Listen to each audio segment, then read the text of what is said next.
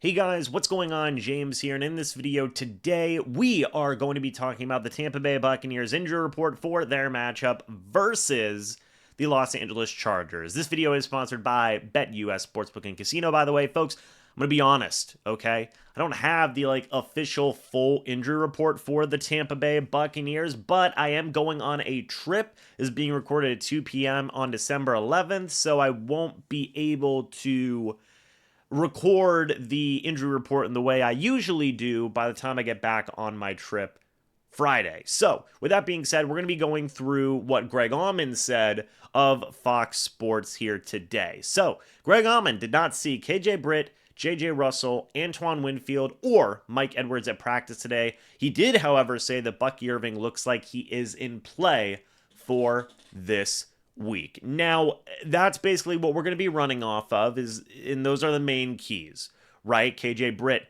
has been dealing with injury, as has JJ Russell. That's why they signed Deion Jones to the practice squad. And right now, V. Jones is your linebacker 2. Antonio Greer Jr. is your linebacker 3. You imagine Deion Jones may be a candidate to be promoted to the active roster? Honestly, remember whenever Ryan Neal played linebacker last year? Maybe they think about him in that same light. We'll have to wait and see. Of course, another big one there is Bucky Irving being ready. Now, I will say this, and this is important to note. It was reported last week that Bucky Irving could have played. He could have played in that matchup against the Las Vegas Raiders. The Buccaneers were being more precautious. They wanted to have him down the stretch. I understand why they did that. I do, because Bucky Irving has been a dog this year, okay? He has certainly got that dog in him, and he did have a hip pointer last week. It seems like he could have played. He actually did play early on in that game, if you remember, but then he was taken out. It was Rachaad White the rest of the way. So maybe if they were down, they would have put Bucky Irving back in, but the Bucs were never down at any point in that matchup. So maybe they felt good about using Rachaad White and a smidge of Sean Tucker throughout the entirety of that game. I personally believe that Bucky Irving will play in this matchup if he was that ready and willing to go last week. And it was more of a precautionary type thing, but ultimately we'll have to wait and see. Folks, the Bucs are banged up at safety and linebacker. They are. I mean, again, if Antoine Winfield Jr. and Mike Edwards cannot go, you've also got Jordan Whitehead on the injured reserve, by the way. Kayvon Merriweather started at safety last week. Christian Izien has started at safety at points this year. You have got a few guys on the practice squad. You've also got guys who have been cross-trained. Tyke Smith, cross-trained. Tavier Thomas, cross-trained. You have got Zion McCollum, who's technically cross-trained, by the way. Although, again, I said it before in a previous video, you don't want to take him out of what he's been really good at this year, which is outside corner. Similar thing with Tyke Smith. You really want to have him not be in the nickel where he's been really good this year. So, in my opinion, your two backup safeties behind guys like Christian Izien and probably Kayvon Merriweather would probably be Tavier Thomas and I guess Tyke Smith somewhere in that mix, if I had to guess. Now, on the practice squad, you've got Ryan Neal, like I said. You've got Rashad Wisdom, and you've got Marcus Banks. It would not surprise me at all if one of those guys were possibly elevated. So we'll see how that goes. But again, the Bucs are very banged up at safety. It is what it is at this point. Linebacker, similar thing. Again, V. Jones, a guy who a lot of Bucs fans have been wanting to see, did not have a great game last week, but he's your linebacker 2 right now. Maybe he'll get more comfortable, and maybe he can start showing some good things.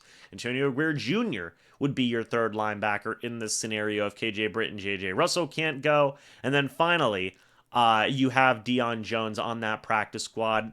Still wish they would have signed him weeks ago, but you have what you have. He is basically, I feel like, an emergency option at this point, right? Like, if you need a guy who knows how to play the linebacker position, much like where the Bucs are at with safety, you got Deion Jones, and also you got Ryan Neal a little bit as well. He's a linebacker safety hybrid at this point, in my opinion, because he played linebacker for the Bucs last year. So those are like kind of your options right now. Honestly, like, I could see Ryan Neal being elevated because he has safety and linebacker familiarity at this point. So we'll see.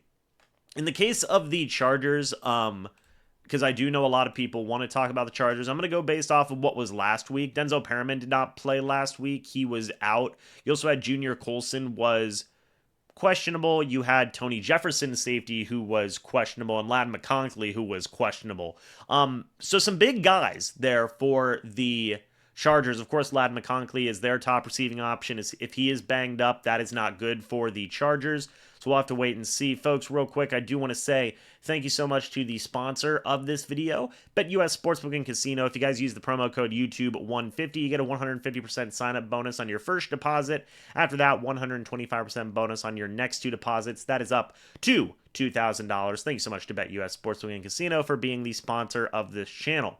Back to talking about the Chargers. Again, Ladd McConkey is far and away their top receiving option. So that may make the Chargers more one-dimensional if he is a little bit banged up in that wide receiver room. In the case of linebacker, Junior Colson and Denzel Perryman are a very good linebacking core. And folks, any